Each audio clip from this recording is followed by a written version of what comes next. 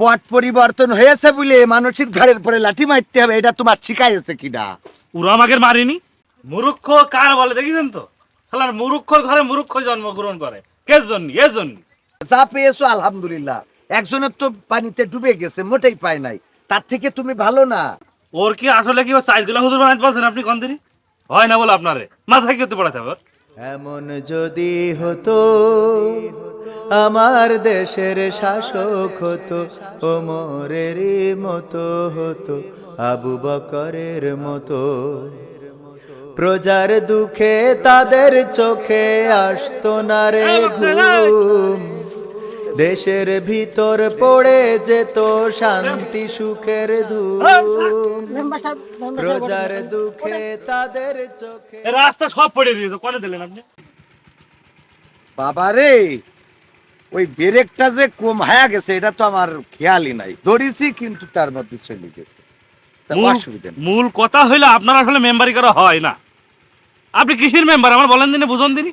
এই যে সময় পাল্টাই গেল, তা কারু যে ঘাড়ে লাঠি মারবো, নাক মুখ ফাটাই ফেলবো, তা আপনার জন্য কি হচ্ছে? আপনি কি তা করতে যাচ্ছেন? কিসের মেম্বার আপনি? পট পরিবর্তন হয়েছে বলে মানসিক ঘাড়ের পরে লাঠি মারতে হবে, এটা তোমার শিখাইছে কিনা? ওরা আমাকে মারিনি। মারিছে তাহলে এবার তো অসুবিধে কোথায়?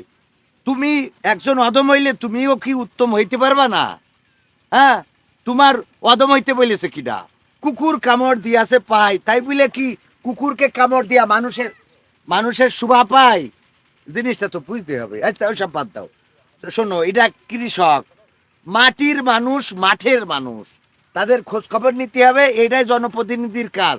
তাইলে সে জননেতা হইতে পারবে, এই জিনিসটা তোমার বুঝতে হবে। আচ্ছা মকসেদ, তুমি বলো ধান ফল ফসল কেমন হয়েছে?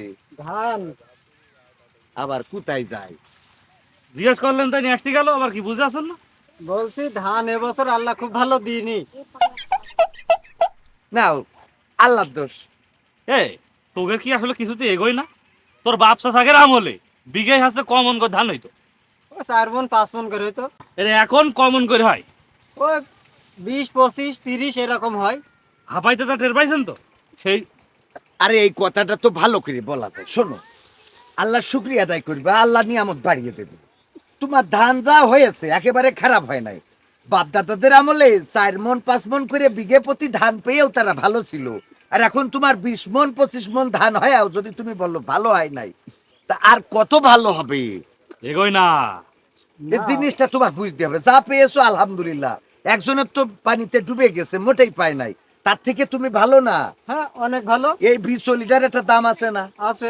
যার ধান ডুবে গেছে তা তো বিচলিও হয় নাই, না। তা তোমার বিচলি হয়েছে, ধান হয়েছে, এরপরেও আলহামদুলিল্লাহ বলতে পারো না কিছুর জন্য? আসলে আমরা মুখ্য সূক্ষ্ম মানুষ তো, অত বুঝি না তো। এগোই না, মূল কথা হচ্ছে এগোই না আগে। এই সব কথা বাদ দিয়ে যা পেয়েছো তাতে শুকরিয়া আদায় করবা, বলবা আলহামদুলিল্লাহ। কথাটা আচ্ছা। কি মনে থাকবে? থাকবে। এখন কও আলহামদুলিল্লাহ। আলহামদুলিল্লাহ। এই তো ভাল লাগছে, ধান যা হয়েছে আলহামদুলিল্লাহ। ধান যা হয়েছে এতে আলহামদুলিল্লাহ। হ্যাঁ, এই কথাটা বলা শিখতে হবে। তোমরা তো চাষি না, তোমরা এই দেশের সম্পদ। তোমাদের আমরা চাষি বলি, কৃষক বলি, এটা তোমাদের পদবি, কিন্তু তোমরা আসলে শোনা শোনা। শোনা কি শোনাও? সাইকেলটা তোলো, যাইতে হবে। আর কেন দাঁড়ায় রয়েছিস কেন? যাগান যা, ভালোভাবে সব কাজ কিছু করো। বুঝাই দেওয়া লাগে তোকে না? আরে চাষি দেখো, এরাই আমাদের ফল ফসল আয় উপার্জন করে খাওয়ায়, ঠিক আছে? আপনার দেয় না, ও ধান হলে আপনার দেয়, বাড়ি দেয়। তোমার আগে হয় বললেন না, না? তোমার হয় না। আমি যে তোমাকে বিয়ে দিতে চেয়েছিলাম, যে ক্ষমতা চেঞ্জ হইলে বিয়ে দেব, কিন্তু আমি নিয়ত করেছি ক্ষমতায় আর একজন বসলে তারপর তোমার। মানে এই কথাটা আমার বলার আগে তো আপনি তেজ মেরে দিলেন।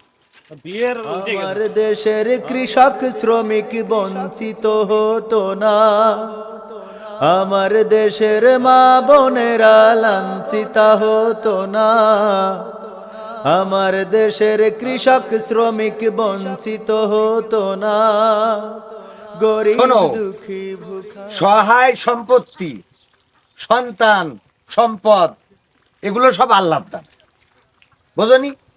এই আল্লাহর দান, সহায় সম্পত্তি, সম্পদ, সন্তান, এগুলো যদি সঠিক রাস্তায় তুমি না রাখতে পারো, তাহলে এগুলো তোমার থাকবে না।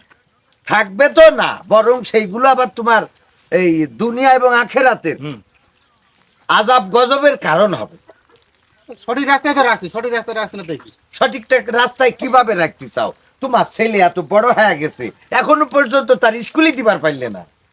না মেম্বার সাহেব, ওই স্কুল ফিসকুল আমাদের তো হবে না। আমরা দিন আনি দিন খাই, মাঠে যাবো, কাজ করবো, ওই যে ধান বেঁধে চলে, এখন যে আনবো, 2 বাপে যাবো, মাথায় করে নিয়ে চলে আসবো। মূর্খ কার বলে দেখেছেন তো? শালার মূর্খর ঘরে মূর্খ জন্মগ্রহণ করে। কে জন্য? এর জন্য। আরে বাবা, মানুষের এইভাবে বলে না, তোমার কথা আসলে হয় না। তোমার আমি পিএস রাখি, আমারই মান ইজ্জত বাঁচানো কষ্ট হবে। তুমি ওর কথায় কিছু মনে করো না। মনে কমাটা কি মেম্বার সাহেব, আমি এখন মাঠে যাবো, মাঠে যাওয়ার 500 টাকা জোরের দাম হবে। ওই স্কুলে গেলে কি আমার 1 টাকা দিবেন? আরে বাবা রে, মাঠে যেয়ে 500 টাকা দিন ইনকাম করো, এই সন্তানটারে যদি সম্পদ বানাইতে পারো, তাহলে সে তো তোমার দিন 50,000, 1 লাখ টাকা, 5 লাখ টাকা ইনকাম করে দেবে। সেটা আবার কিভাবে? কিভাবে? আজকে তুমি দেখো, তুমি মাঠে যেয়ে কাজ করো, সারাদিন ভূতির খাটনি খাটো, দিন 500 টাকা হয়, হুম। হয় না? একজন ম্যাজিস্ট্রেট সে খালি সকালে যেয়ে একটা সিগনেচার করে, এই সিগনেচার করলো বাড়ি আসলো, সিগনেচার করলো বাড়ি আসলো, মাস শেষে দেখো তার বেতন 5 লাখ, 10 লাখ, 15 লাখ টাকা। ওরে হ্যাঁ? সর্বনাশ। তোমার police, army, BDR, BGB, RAB, BSF, NSI, ওইসব আছে, আরো অনেক আছে তোমার। তারপরে তোমার আর একটা কথা বলি, এখন তো লেখাপড়ার অত্যাধুনিকতা এসেছে। তোমার এই যে স্কুলের পাশাপাশি আবার এখন মাদ্রাসা হচ্ছে, মাদ্রাসার মধ্যে আবার ক্যাডেট মাদ্রাসা, মডেল মাদ্রাসা হচ্ছে। সেখানে তোমার স্কুল মাদ্রাসা দুইটা শিক্ষার সমন্বয়, এহকালও পাবে, পরকালও পাবে। এই ছোট বাচ্চাদের এরকম কোন প্রতিষ্ঠানে পড়াইতে হবে, মানে এক জায়গায় পড়ালি, স্কুল মাদ্রাসা সব সব পড়তে পারবে? সব পড়তে হবে। তুমি মারা যাওয়ার পরে তোমার জানাজা পড়া লাগবে না? তা লাগবে না? জানাজার জন্য কি আমার ডাকতে যাবা? হুজুর মুজুর ডেকে নিয়ে আসি। তুমি তো আর ডাকতে যাবে পারবা না, না। তোমার ছেলের ডাকতে যেতে হবে। কিন্তু তোমার ছেলেই যদি জানাজা পড়াতে পারে, তাহলে তার হুজুর টাকা লাগবে না। তাই তো। বলছি শোনেন, ওর কি আসলে কি চাইজুলা হুজুর বানাইতে পারছেন আপনি? কন্দিরি হয় না বলে আপনারে মাথায় কি হতে পড়াতে হবে? আরে বাবা, এই মাদ্রাসা সেই মাদ্রাসা না।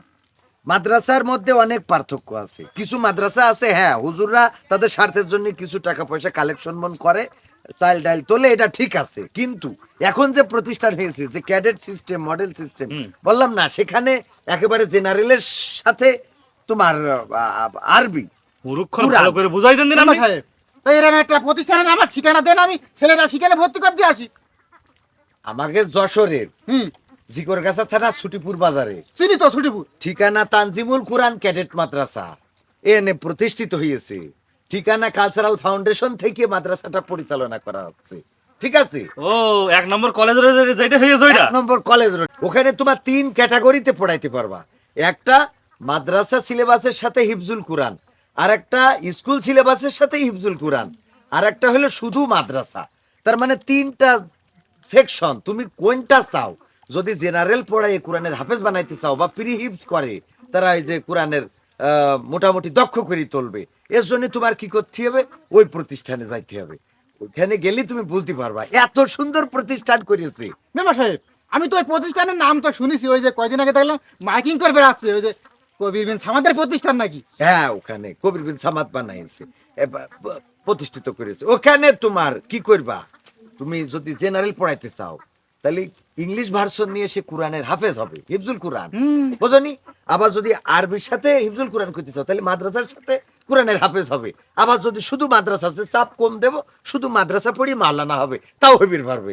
মেম্বার সাহেব, তাহলে আজকেই যাবো আমার ছেলে নিয়ে ভর্তি করাতে। তোকা চল, তোর কোথায় নিয়ে আসি, এখনই যাবো।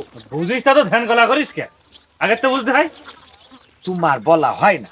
এই যে দেখি চাও, তারে যে বুঝাই বললাম এইদিকে আসো, সাইকেল ঘুরাও, এই যে তারে যে বুঝাই বললাম, সে জিনিসটা বুঝেছে না ভালোভাবে? বুঝেছে? তাহলে এই জিনিসটা মাথায় রাখতে হবে, ঠিক আছে? বলছি শোনেন, যার আগে একটা কথা শোনেন, বলছে আমার ছেলেটাও ভর্তি করতে হবে না মাদ্রাসায়। তোমার ছেলে কনে? বিশাল অবাক হচ্ছেন মনে হলো, ছেলে কোনে আপনি আপনি জানেন? তোমার ছেলে তো আসমানে এখনো আসে নাই। তাহলে এই জিনিসটাই তো বুঝাচ্ছি যে আমার একটা বিয়ে দেন, একটা বাইসে কাছে হোক, ওই মাদ্রাসায় পড়াই, একটা আলেম হোক, একটা জেনারেল শিক্ষিত ভালো একটা ছেলে হোক আমার। ছেলে তো আপনি চাচ্ছেন না, ও দেশের লোকের বুঝাই বেড়াচ্ছেন, এ করতে হবে তা করতে হবে, আমার লাগবে না। তোমার যে মিজাজ, তা বিয়ে করে বউ রাখবে পারবা? আমার তো মনে হয় না, কারণ তোমার তো মাথার মধ্যে সবসময় আগুন উঠে থাকে। শোনো, বিয়ে করার জন্য ধৈর্য লাগে, আর বাচ্চা কাচ্চা হওয়ার জন্য ধৈর্য লাগে। এই ধৈর্য তোমার মধ্যে নাই। তোমার ওই পট আবার পরিবর্তন হয়ে বাটাম খাওয়া লাগবে, তারপরে তুমি সোজা হবা। ছেলে বিলে মা ভাই ওকে শিখাচ্ছেন যে পড়াইতে হবে আর আমার পড়ানো লাগবে না।